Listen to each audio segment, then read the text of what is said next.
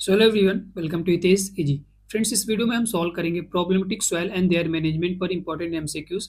Part 1 already upload हो गया है 2 दिन पहले, तो आप उसको जरूर देख लीजिएगा। लिंक मैं डिस्क्रिप्शन में दे दूंगा, जहाँ जाकर आप देख सकते हैं। जो भी पूरी प्लेलिस्ट है प्रॉब्लमेटिक सॉइल की, इंपॉर्टेंट क्वेश्चन है, प्रीवियस एग्जाम क्वेश्चन पेपर हमने सॉल्व कराए हैं। यहाँ पर जितने भी क्वेश्चन लिए हैं या लास्ट वीडियो में जो भी क्वेश्चन हमने सॉल्व कराए हैं, वो सब लास्ट ईयर क्वेश्चन पेपर से लिए डिफरेंट कॉम्पिटिटिव एग्जाम के, जो कि डिफरेंट स्टेट्स के हैं। तो चलिए शुरू करते हैं। Question number 1, the pH of calcareous soil is. जो कैल्सेरियस सॉइल होती है उनका जो पीएच होता है वो कितना होता है, लास्ट वीडियो में हमने डिस्कस किया था। जिन्होंने नहीं देखा है वो इस वीडियो को जरूर देखें। सो पीएच कैल्सेरियस सॉइल होती क्या है? ऐसी सॉइल जिसमें कैल्शियम कार्बोनेट प्रेजेंट होता है वो कैल्सेरियस सॉइल कहलाती है। ठीक है। So calcareous soils are formed due to the presence of calcium carbonate in the soil. ठीक है। सो कैल्सेरियस सॉइल का जो पीएच होता है, लास्ट वीडियो में हमने डिस्कस किया था, बिटवीन 7 to 8.5। ठीक है, 7 और 8.5 के बीच में इसका पीएच होता है। तो यहाँ पर ऑप्शन क्या हो जाएगा? लेस देन 7.5 नहीं, less than 8.5, yes less than 8.5, ये दोनों तो रॉन्ग है, ग्रेटर है। सो ऑप्शन नंबर बी क्या हो जाएगा यहाँ पर? करेक्ट। ठीक है, 7 और 8.5, मतलब 8.5 से ज़्यादा नहीं जाएगा, उससे लेस ही रहेगा, और इधर 7 से भी नहीं जाएगा, अदरवाइज एसिडिक हो जाएगा। तो 7.5 और 8.5 के 7 या 8.5 के बीच में लाई करेगा। मोस्ट ऑफ द बुक में आपको 7.7 भी दिया हुआ है, या ऑप्शन जैसा भी आता है उसी हिसाब से आप टिक कीजिएगा। Then question number 2, submergence of alkaline soil tends to increase the pH, decrease the pH, decrease then increase the pH, या नो इफेक्ट। जब आप अल्कलाइन सॉइल का सबमर्जेंस कर देते हैं, अल्कलाइन सॉइल में फुली आप वाटर फिल कर देते हैं, सबमर्ज हो जाती है, तो उनका जो पीएच है वो इंक्रीज करता है, डिक्रीज करता है, या पहले डिक्रीज करेगा देन इंक्रीज करेगा, या कोई इफेक्ट नहीं होगा। ठीक है, ये आपका इंपॉर्टेंट क्वेश्चन है, इसको नोट डाउन कर लीजिएगा कि जब भी आप अल्कलाइन सॉइल का सबमर्जेंस करते हैं, मतलब पानी फिल करते हैं, उसमें फ्लडिंग करते हैं, तो उसका जो पीएच है वो डिक्रीज कर जाएगा। ठीक है, ऑप्शन नंबर बी क्या हो जाएगा यहाँ पर? करेक्ट। ठीक है, under submergence condition reduction reaction occur. ठीक है, रिडक्शन रिएक्शन अकर्स। ठीक है, रिडक्शन रिएक्शन होगा तो वहां पर कार्बन डाइऑक्साइड और ऑर्गेनिक क्या बनेंगे? एसिड। ठीक है, ऑर्गेनिक एसिड बनेगा। सो ऑर्गेनिक एसिड क्या करेगा? एसिडिटी इंक्रीज करेगा, मतलब आपका जो पीएच है वो क्या करेगा? डिक्रीज करेगा। सो ऑप्शन नंबर बी यहाँ पर क्या हो जाएगा? करेक्ट।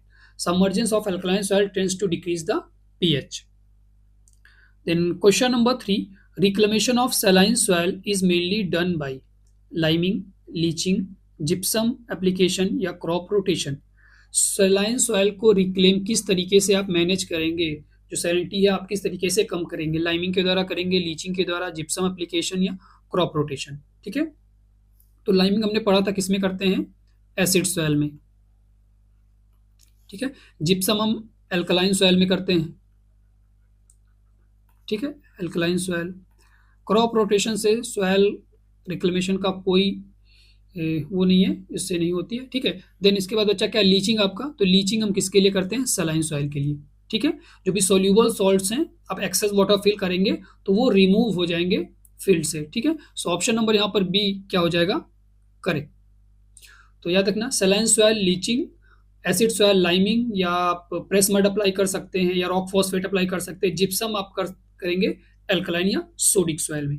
एक क्वेश्चन काफी बार एग्जाम में पूछा भी जाता है और पूछा भी गया है, किसी ने मेरे से व्हाट्सएप पे भी पूछा था कि इमोबाइल न्यूट्रिएंट कौन से होते हैं। तो सभी को पता है इमोबाइल न्यूट्रिएंट में कैल्शियम और बोरोन आता है। ठीक है, कैल्शियम और बोरोन ये दोनों इमोबाइल न्यूट्रिएंट्स हैं। बट कभी कभी एग्जाम में क्या होता है कि दोनों ऑप्शन, फॉर एग्जाम्पल 4 ऑप्शन दिए हैं, option A, option B, option C, option D. ठीक है, तो कैल्शियम भी हो गया और बोरोन, एक कोई हम दूसरा मान लेते हैं सोडियम और मैंगनीज।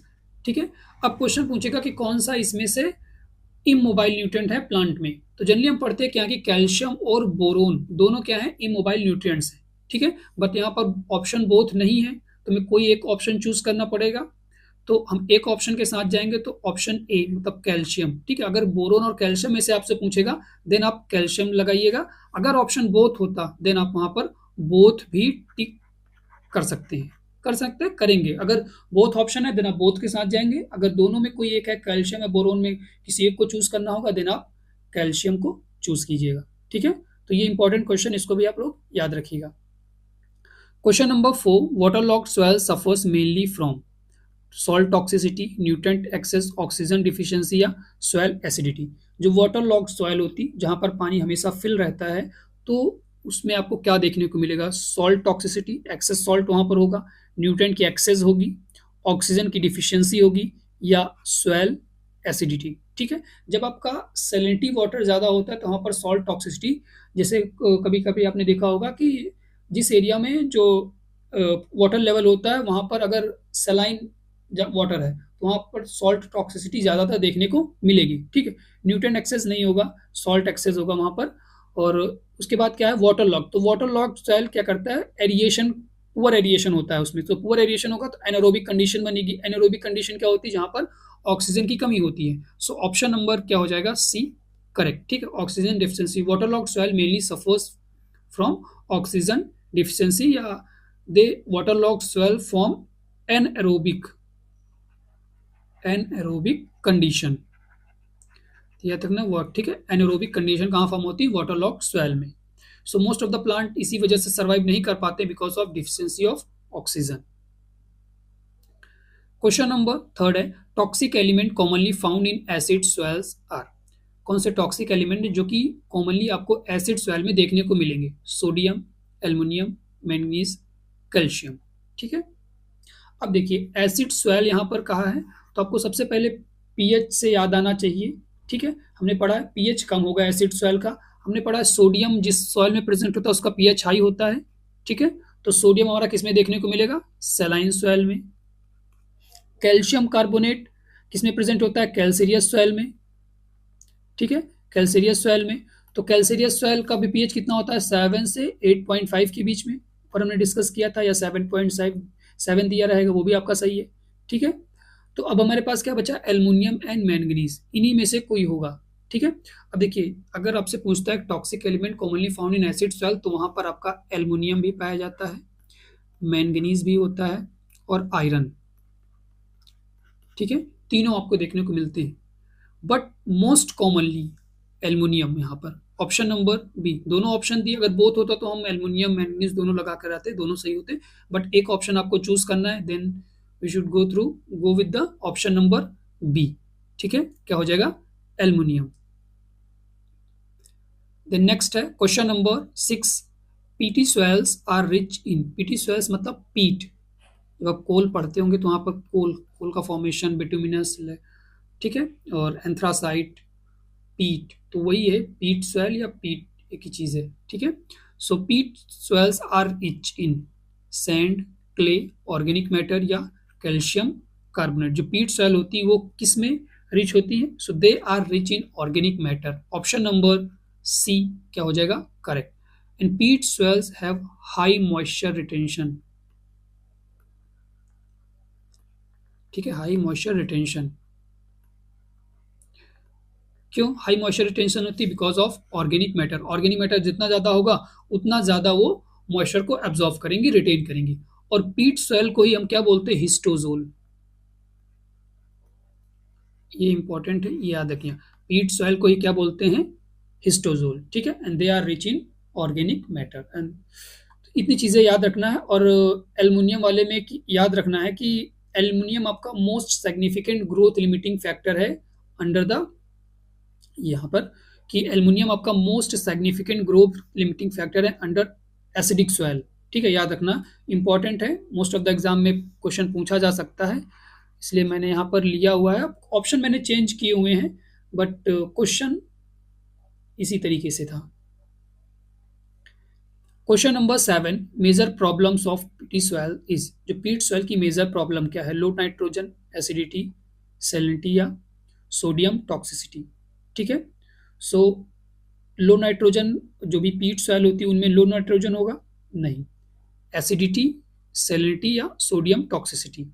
तो देखिए जब सैलिनिटी नहीं होगी तो सोडियम टॉक्सिसिटी भी नहीं होगा। ये मोस्टली सोडियम क्लोराइड या सैलिनिटी एक साथ रहते हैं। ठीक है, ऑप्शन यहाँ पर बी क्या हो जाएगा? करेक्ट। ठीक है, presence of organic acid make it acidic. Organic acid की वजह से, क्योंकि बहुत ज्यादा ऑर्गेनिक मैटर होता है तो ऑर्गेनिक डिकम्पोजिशन होगा, एसिडिटी, ऑर्गेनिक एसिड्स बनेंगे, ऑर्गेनिक एसिड बनेगा तो एसिडिटी इंक्रीज करेगा। तो मेजर जो प्रॉब्लम है पीटी सॉइल की वो क्या होती है? एसिडिक होती हैं। ऑप्शन नंबर बी क्या हो जाएगा करेक्ट। एसिडिक सॉइल को रिक्लेम कैसे करेंगे? ठीक है, क्वेश्चन आप लोग बताइएगा कि एसिड सॉइल का रिक्लेमेशन किस मेथड से करते हैं। Question number 8, management of peaty soil involves the application of, जो पीट सॉइल्स होती हैं उनका मैनेजमेंट किस तरीके से करेंगे? जिप्सम के द्वारा, लाइम के द्वारा, सल्फर के द्वारा या रॉक फॉस्फेट के द्वारा। ठीक है, अब देखिए ये क्वेश्चन जो है, अगर आपको पीट सॉइल के बारे में नहीं पता है तब आप ये क्वेश्चन नहीं कर पाओगे। ठीक है, आपको पीट सॉइल के बारे में पता होना चाहिए। हमें पता है कि जो पीट सॉइल्स होती हैं वो कैसी होती हैं? एसिडिक होती है। ठीक है, एसिडिक क्यों होती है? बिकॉज ऑफ ऑर्गेनिक मैटर होता है वहां पर प्रेजेंट होता है, ऑर्गेनिक मैटर डिकम्पोज होगा तो क्या ऑर्गेनिक एसिड्स बनेंगे। ठीक है, कार्बन डाइऑक्साइड ऑर्गेनिक एसिड्स बनेंगे। जो ऑर्गेनिक एसिड बनेगा तो एसिडिटी सॉइल की इंक्रीज करेगी, मतलब जो पीट सॉइल उसकी एसिडिटी इंक्रीज करेगी। तो जब एसिड सॉइल है तो उसका रिक्लेमेशन कैसे करते हैं? लाइम से। ऑप्शन नंबर बी क्या हो जाएगा करेक्ट। ठीक है, एसिड सॉइल का रिक्लेमेशन किससे करेंगे? लाइम। रॉक फॉस्फेट भी हम यूज करते हैं कभी कभी, मोस्ट कॉमनली क्या है? लाइम। ठीक है, then question number 9, best method to reclaim ravine land is. कौन सा इसमें बेस्ट मेथड है जो कि रेवाइन लैंड, जो कि रिवर के किनारे की लैंड होती है, अगर वो इरोड हो जाती है तो उसको बेस्ट मेथड है क्या रिक्लेम करने के लिए? लीचिंग, एफॉरेस्टेशन, लाइमिंग या जिप्सम एप्लीकेशन। ठीक है, सो बेस्ट मेथड क्या होगा सॉइल इरोजन को प्रिवेंट करने के लिए? एफॉरेस्टेशन, नए पेड़ लगाना। ठीक है, ऑप्शन नंबर बी क्या हो जाएगा करेक्ट। फ्रेंड्स, अगर आप कोई भी कम्पिटिटिव एग्जाम या AA का जो भी टेस्ट सीरीज चल रहा है उसको आप परचेज करना चाहते हैं तो आप कांटेक्ट कर सकते हैं। हमारा व्हाट्सएप नंबर है 7905601596 पे, या आप हमें टेलीग्राम पे भी ज्वाइन कर सकते हैं। हितेश एजी के नाम से टेलीग्राम चैनल है, उसको भी आप लोग ज्वाइन कर लीजिएगा। दूसरा चैनल है हितेश एजी डिस्कशन, वो इसी का सब्सिडरी चैनल है, तो वहाँ पर आप अपने क्वेश्चन को पूछ सकते हैं या कोई भी प्रॉब्लम है, डाउट है तो वहाँ पूछ सकते हैं। बट मेन चैनल हितेश एजी, इसको आप लोग जरूर ज्वाइन कर लीजिएगा। ठीक है, कोई भी competitive exam all over India कहीं से भी कोई भी डिफरेंट स्टेट्स के कम्पिटेटिव एग्जाम है, अगर आप हमको सिलेबस प्रोवाइड कीजिएगा, on the basis of syllabus I will prepare the MCQ। ठीक है, तो वो आप परचेज कर सकते हैं 7905601596 पर कॉन्टैक्ट करके। Question number 10, saline sodic soils are reclaimed by. जो सलाइन सोडिक सॉइल्स होती है उनको रिक्लेमेशन कैसे करते हैं? Leaching, gypsum followed by leaching, liming या ड्रेनेज ओनली। ठीक है, देखिए सलाइन सॉइल का रिक्लेमेशन कैसे करते हैं हम? तो लीचिंग। ठीक है, सलाइन सॉइल का लीचिंग से करते हैं। सोडी का किससे करते हैं? जिप्सम। जिप्सम का हम यूज करते थे। हमने पढ़ा हुआ है क्या कि सलाइन सॉइल में कभी भी जिप्सम नहीं करना चाहिए या नहीं यूज करना चाहिए, बिकॉज वो सॉल्ट कंसंट्रेशन को इंक्रीज कर देता है। ठीक है, तो यहाँ पर क्वेश्चन क्या पूछा कि सेलाइन सोडिक सॉइल, सेलाइन भी है और सोडिक, सोडिक सॉइल को क्या बोलते हैं? Alkaline, alkaline soil. ठीक है, क्वेश्चन आप लोगों के लिए है कि एल्कलाइन सॉइल का पीएच कितना होता है, EC कितनी होती है, और ESP एक्सचेंजेबल सोडियम परसेंटेज ये कितना होता है, आप लोगों को कमेंट में बताना है क्या होगा। ठीक है, कमेंट जरूर कीजिएगा। सो सलाइन सोडिक सॉइल को हम रिक्लेम कैसे करेंगे? Gypsum followed by leaching. ठीक है, पहले आप जिप्सम अप्लाई कर दीजिए, उसके बाद आप लीच आउट कर दीजिए। ठीक है, सो ऑप्शन नंबर 10 क्या हो जाएगा? Gypsum followed by leaching. Gypsum क्या करेगा? रिप्लेस करेगा सोडियम को। ठीक है, और सोडियम एक बार रिप्लेस हो गया तो फिर उसके बाद जो सॉल्ट बचा क्लोरीन, वो किससे लीच आउट हो जाएगा, या किससे कह सकते हैं? वाटर। ठीक है, फ्लडिंग।